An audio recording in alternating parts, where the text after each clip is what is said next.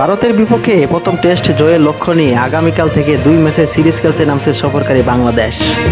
চেন্নাইয়ের এম চিদাম্বরম স্টেডিয়ামে সিরিজের প্রথম টেস্টটি শুরু হবে বাংলাদেশ সময় সকাল 10 ঘটিকায়। 2 সপ্তাহ আগে পাকিস্তানকে 2 ম্যাচের টেস্ট সিরিজে হোয়াইট ওয়াশ করে বাংলাদেশ, যা দেশের ক্রিকেট ইতিহাসে সেরা জয়ের কীর্তি হিসেবে ভাবা হচ্ছে এই জয়কে। পাকিস্তানের চেয়ে স্বাগতিক ভারত অনেক বেশি শক্তিশালী হলেও জয়ের দ্বারা অব্যাহত রাখতে পারফরমেন্সে ধারাবাহিক হতে চায় টাইগাররা। বাংলাদেশের বর্তমানে টেস্ট দলটি অনেক বেশি ভারসাম্যপূর্ণ, যে কোনো দেশের বিপক্ষে বিশ্বের যে কোনো কন্ডিশনে পারফরমেন্স করতে পারে তারা এবং জয় ছিনিয়ে নিতে পারে তারা।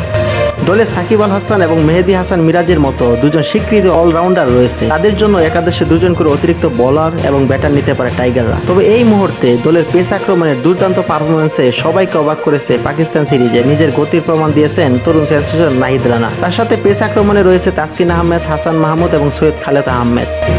গত 2 বছরে প্রতিপক্ষকে দোষিয়ে দিতে নিজেদের পারদর্শিতা দেখিয়েছেন বাংলাদেশের পেসাররা। পাকিস্তানের পর ভারতের বিপক্ষে প্রথম টেস্ট সিরিজ জয়ের সম্ভাবনা জাগিয়েছে এই দল। এই টেস্ট দলকে তার দেখা ক্রিকেট ইতিহাসে সেরা বলে অভিহিত করেছেন বাংলাদেশের কোচ চান্দিকা হাতুড়ি সিংহে। মোটেও বাড়িয়ে বললেননি তিনি, কারণ হার্ষা বুগলে, আকাশ চোপড়ার মতো ক্রিকেট বিশেষজ্ঞরাও বাংলাদেশের শক্তি ও সম্ভাবনা সম্পর্কে ভারতকে সতর্ক করেছেন।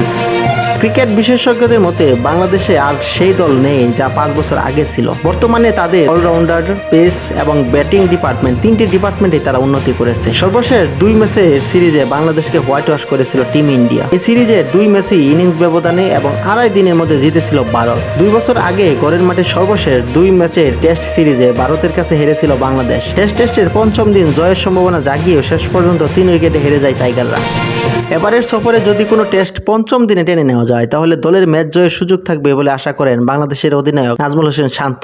দেশ ছাড়ার আগে শান্ত বলেছিলেন, টেস্টে জিততে হলে আপনাকে 5 দিনই ভালো খেলতে হবে, একটা সেশন আপনাকে ভালো খেলতে হবে। আমাদের লক্ষ্য 5 দিন ভালো খেলা। আমি বিশ্বাস করি আমরা যদি কোনো টেস্ট 5ম দিনে নিয়ে যেতে পারি তাহলে জয়ের সুযোগ তৈরি হবে। তিনি আরো বলেছিলেন, এটি আমাদের জন্য খুব চ্যালেঞ্জিং সিরিজ হতে চলছে, এজন্য আমরা সতর্ক। কিন্তু পাকিস্তানে ভালো একটি সিরিজ শেষ করার পর আমাদের আত্মবিশ্বাস বেড়ে গেছে। দলের মধ্যে সবাই অনেক বেশি আত্মবিশ্বাসী এবং বিশ্বাস করে ভারতকে আমরা হারাতে পারবো। প্রতিটি সিরিজেই আমাদের জয়ের সুযোগ আছে। 2 ম্যাচে জেতার জন্যই আমরা খেলবো। টেস্ট ফরম্যাটে 13 বার মুখোমুখি হয়েছে বাংলাদেশ ভারত, এর মধ্যে ভারতের জয় 11টিতে, বাকি 2টি টেস্ট ড্র হয়। পাকিস্তান সিরিজ থেকে মাত্র 1টিতে পরিবর্তন এনে ভারত সিরিজের জন্য স্কোয়াড সাজিয়েছে বাংলাদেশ, যেখানে পেসার শরীফুল ইসলামের জায়গায় জাকের আলী অনেককে নেওয়া হয়েছে। ইনজুরির কারণে দল থেকে বাদ যান শরীফুল ইসলাম। পাকিস্তানের বিপক্ষে দ্বিতীয় শেষ টেস্টে খেলা হয়নি শরীফুল ইসলামের।